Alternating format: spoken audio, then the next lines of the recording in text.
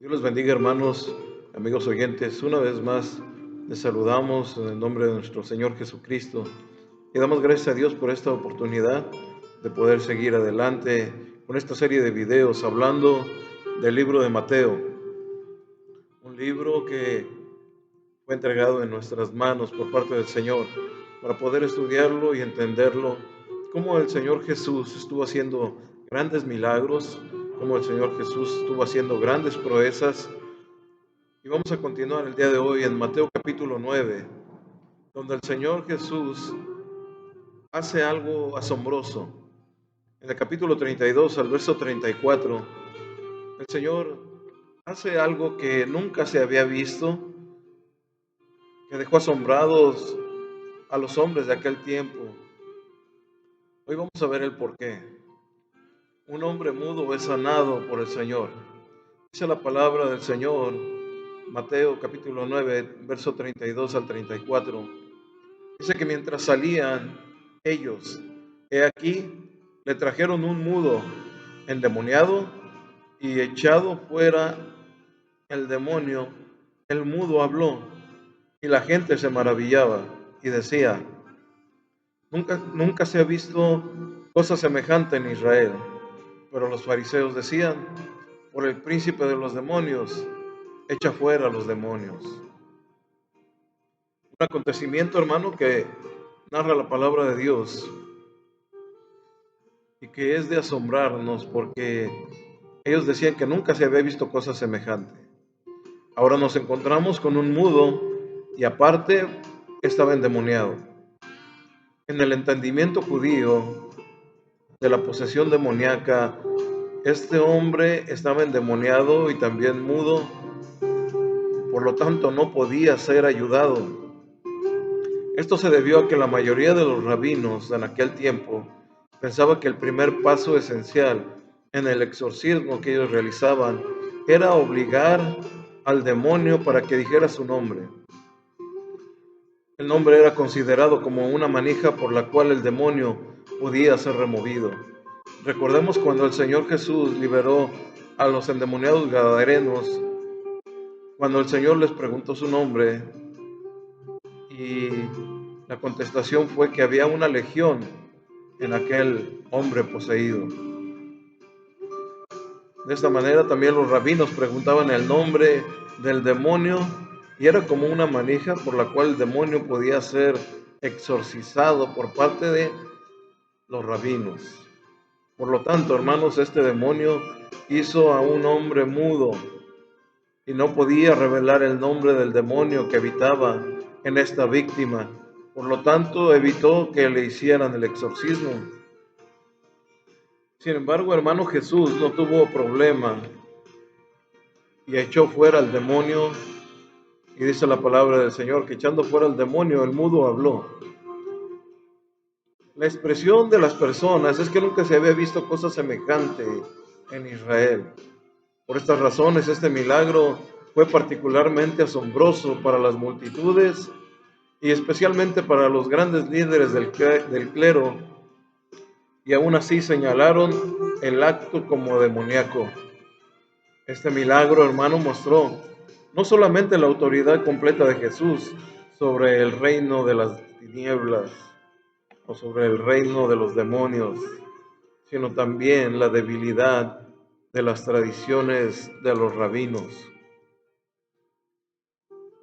Los fariseos decían, por el príncipe de los demonios, echa fuera a los demonios. Al atribuir esta obra de Jesús al poder de Satanás, vemos en este evangelio a los fariseos y a otros líderes religiosos continuando con su rechazo de Jesús y de su obra. Para ellos nada bueno podía atribuirse al Señor Jesús. Todo lo que él hacía estaba mal para ellos y blasfemaban hasta llegar a este grado de decir que por el príncipe de los demonios él hacía la obra. Ciertamente esto iba más cerca, hermano, cada vez se acercaban más al pecado imperdonable. Por otro lado, Jesús seguía haciendo el bien, no importando la opinión de los fariseos. Es un trabajo que el Señor Jesús vino a hacer y nada podía detener el trabajo y la obra que Él iba a realizar aquí en la tierra. Amados hermanos, ahora vamos a leer Mateo capítulo 9, verso 35 al 38. Y dice la palabra del Señor: recorría Jesús todas las ciudades y aldeas, enseñando en las sinagogas de ellos y predicando el evangelio del reino y sanando toda enfermedad y toda dolencia en el pueblo. Y al ver las multitudes tuvo compasión de ellas, porque estaban desamparadas y dispersas como ovejas que no tienen pastor. Entonces dijo a sus discípulos: a la verdad la mies es mucha, mas los obreros pocos. Rogad, pues, al Señor de la mies que envíe obreros a su mies. La compasión de Jesús por las multitudes, amados hermanos, era evidente. Recorría Jesús todas las ciudades y todas las aldeas.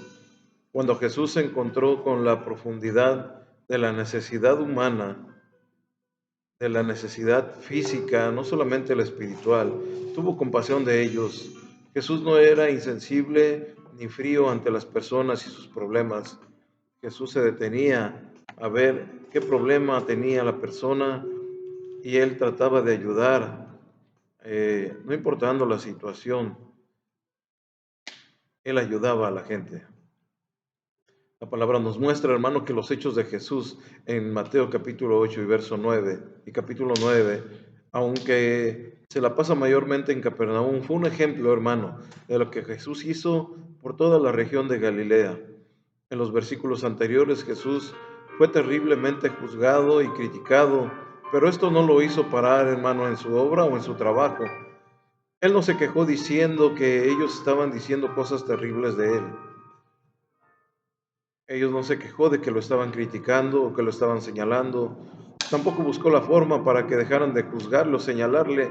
Al contrario, hermano, Jesús simplemente ignoró la terrible e injusta crítica y se encargó de los asuntos de su Padre. Esto es lo que usted y yo deberíamos de hacer y no enfocarnos en lo que la gente habla o la gente critica o señala. Solo enfocarnos en los asuntos de nuestro Padre. ¿Quién es el que nos ha enviado? ¿Quién nos ha llamado para realizar un trabajo en su obra? Tal vez en diferentes aspectos, en diferentes situaciones, características, pero Dios nos ha llamado para hacer algo. No debe de importarnos, hermano, que alguien señale lo que nosotros estamos haciendo para servir al Señor, sino todo lo contrario, tenemos que seguir adelante haciendo la obra que el Señor nos mandó a hacer. Así que, hermanos, esto es una gran verdad. Al Señor Jesús lo criticaban, pero a Él no le importó. A Él lo que le importaba, hermanos, era ayudar a sanar, a levantar, a liberar a todas esas personas que lo necesitaban. El Señor Jesús tuvo compasión. El Señor Jesús, hermano, usó una palabra que es la compasión, y esta palabra, hermano, es la más fuerte para la lástima en el idioma griego. Describe la compasión que mueve a un hombre desde lo más profundo de su ser. La expresión de Jesús al preocuparse por las almas era porque estaban desamparadas y dispersas, como ovejas que no tienen pastor, dice la palabra del Señor. Jesús aquí describió lo que el hombre es cuando está separado de Dios, que somos como ovejas que no tienen pastor. Esto significa que estamos en muchos problemas hasta que venimos bajo el cuidado de nuestro pastor.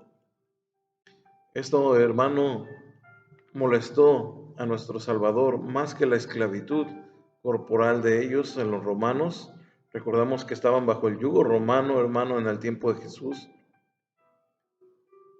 Y esto que el Señor Jesús estaba mirando le molestó más que el yugo opresor de Roma. Le molestó más, hermano, la esclavitud espiritual de la gente.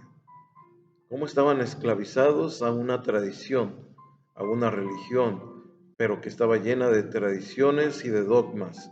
Lamentablemente, hermanos, se podría decir que el pueblo judío de ese tiempo ciertamente tenían algún tipo de guías espirituales, pero estos guías espirituales o pastores eran los escribas, sacerdotes, los levitas, los fariseos. Sin embargo, hermano, la mayoría de ellos no hacía las cosas que muchas veces querían ordenar a la gente o enseñar a la gente. No enseñaban la verdad por enseñar tradiciones. Amados hermanos, Cristo consideró a estas personas que no tienen ministros que pudieran guiarlos. Al leer esta situación, hermano, en la que estaban viviendo rápidamente, me surgen dos imágenes en la mente, hermano. Primeramente, un rebaño de ovejas olvidado y una mies, escucha bien, hermano, una mies echándose a perder por falta de segadores. Ambas implican no solo una penosa situación en las personas, sino una negligencia reprobable por parte de los guías religiosos. Los comentarios farisíacos sobre el festival de la misión de Capernaum fueron suficientes para justificar el juicio adverso. A la verdad, hermano, la palabra del Señor nos dice que la mies es mucha, mas los obreros pocos. Jesús vio la grandeza de la necesidad humana como una oportunidad, como una mies que era mucha. Una cosecha es algo bueno, y esta era mucha cosecha, lo que el Señor estaba observando. Pero también, hermano, era una mies que necesitaba obreros, era una mies que necesitaba trabajadores. Lo bueno de esta mies, hermano, lo bueno de esta mies es que ya estaba lista para ser cosechada. Pero cuando la mies no se cosecha, se puede echar a perder. La mies, hermano, es cuando se veían los campos de trigo que brillaban en la parte de arriba, es que ya estaban listos para ser cosechados. Esa es la mies. Los campos ya estaban listos. Jesús veía un campo listo para la cosecha, pero necesitaba obreros para hacerlo. También, hermano, era una mies que necesitaba obreros. Lo bueno de esta mies, hermano, es que ya estaba lista. El Señor Jesús necesitaba que ya se aprovechara ese tiempo para cosechar. Jesús, hermano, nos advirtió que las oportunidades para satisfacer las necesidades humanas y traer gente a su reino pueden desperdiciarse por falta de obreros. Jesús describió, hermano, a los trabajadores de su reino como obreros. Esto es, aquellos que trabajan duro. El jefe de familia tiene algo que hacer, el magistrado tiene algo que hacer, pero el ministro también tiene muchas cosas que hacer. Los pretendientes, hermanos, son muchos, pero obreros reales en la mies hay pocos. Los ministros creados por el hombre son inútiles.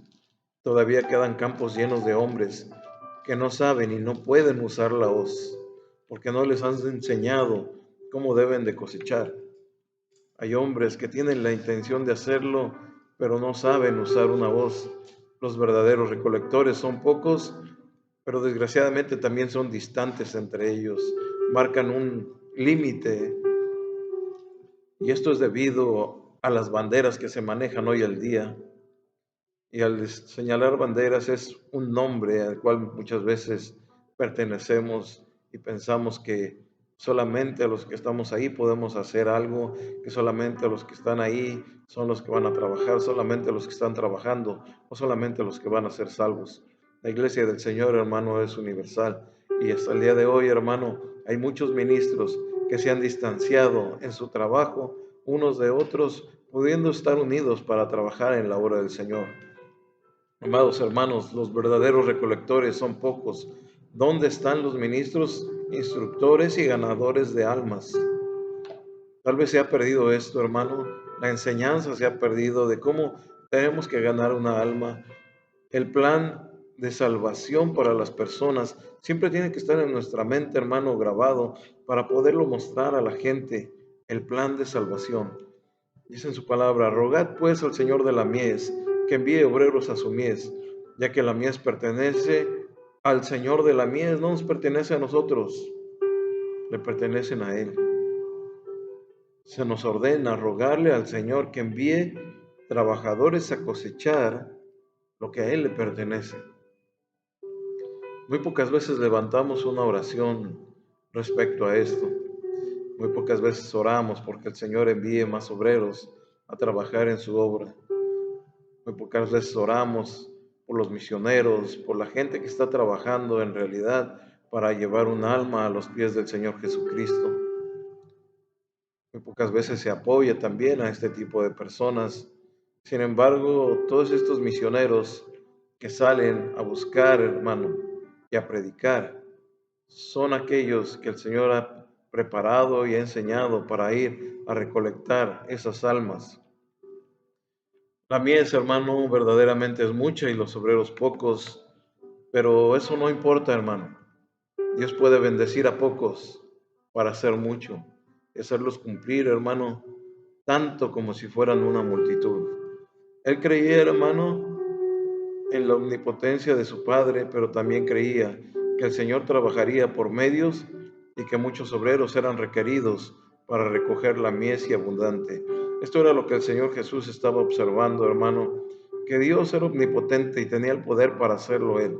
Pero Él también creía que el Señor quería trabajadores. Y hermano, el hecho de que Dios quiera trabajadores en su mies no solamente es para adquirir las almas, sino para darle una recompensa a cada trabajador, una recompensa de parte de Dios. Por lo tanto, hermano, el Señor nos dijo que roguemos por ello, que doblemos nuestras rodillas por ello, que oremos y roguemos al Señor de la mies. Debemos rogar que el Señor envíe obreros.